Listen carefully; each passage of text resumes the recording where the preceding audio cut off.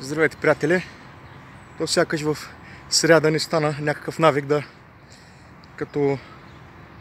как се казва, като абонамент да се включим и да правим въобще някакъв коментар. Знаете ли, искаше ми се днес коментара да е някакъв такъв по-хубав, по-така красив, но пак ще си говорим за политика. И пак ще си говорим за БСП. Ще питате обаче защо ще си говорим пак за тях. Защото само те правят глупости и се набиват навират се по-скоро, не че се набиват. Да, набиват се с глупостта си, защото говорят глупости и вършат глупости. Та за какво днес ще става въпрос? Днес ще стане въпрос. Вчера си бяха изтъпанили в тяхната партийна централа другарката Корнелия Нинова, Георги Свиленски и оня кеше да трепи хората на 1 февруари Зарков. Младата комунисти. Социалист, извинявам се. Грешка направих.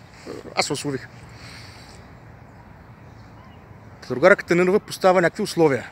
Ако щяло да се приеме вето на президента, БСП ще ли се върнат в Народното събрание. Другарко Нинова, историята се пише от победителите и историята помни само победителите. Вие сте от загубилата страна. Така беше на изборите през месец март 2017 година. То всъщност си опазваме на Бог да пази България, ако вие да печелите избори. БСП изобщо. Липсваше вчера, много ми липсваше само онзи сталиниста Жаблянов. Той там вече беше за лика-прелика. Обаче, другарко Нинова, да ви посъветвам нещо и така чисто ще се обърна към вас от доста време, така вече трета седмица. Искам да ви го кажа, все по някакви причини не мога да ви го кажа. Стоете си отвън. Толкова е хубаво, когато не сте в парламента. Тихо, спокойно, работата върви, спори, абсолютно никакви проблеми няма. Няма кой да пречи, няма кой да саботира, няма кой да говори глупости, кой да прави циркове, кой да говори несвързани неща, каквото става в Народното събрание. Стойте си отвън, много ви моля, умолявам ви. Никому не липсвате. Никому не липсвате.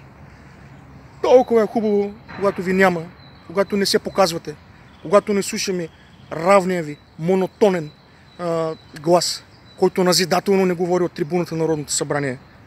И изчита някаква декларация или нещо там написано и си тръгва. Стойте си отвън, много ви моля. Умолявам ви. И нещо друго искам да ви кажа. Тия обиколки, дето ги правите, уж с хората се срещате, и не сме ви дали нищо, но може би там във вашите фантазии вие се наистина срещате с тия хора. Пак ги плащаме ние. Плащам ги аз, плаща ги там и другите, които си плащат данъците. Защото едва ли тия обиколки и скъпи суфри, дето ги правите, ще са от партийната членския внос. Партийната субсидия, която ние плащаме всяка година ви се заплаща. Така че ние, като говорите, че ние си плащаме, все едно аз съм Корнелия Нинова, ние си плащаме, това не е така. Поредната лъжа. И затова много ви моля, стойте си отвън. На никому не липсвате. Правете си там, чертайте си разни такива партизански акции, нови партизански лагери. Каквото искате правете, само не се появявате в парламента да взривите обстановката и отново да стане, нищо да не стане. Да не може да работи държавата. Това е. Стойте си отвън и моля ви, престанете да лъжете, защото вие, между другото, олицетворявате.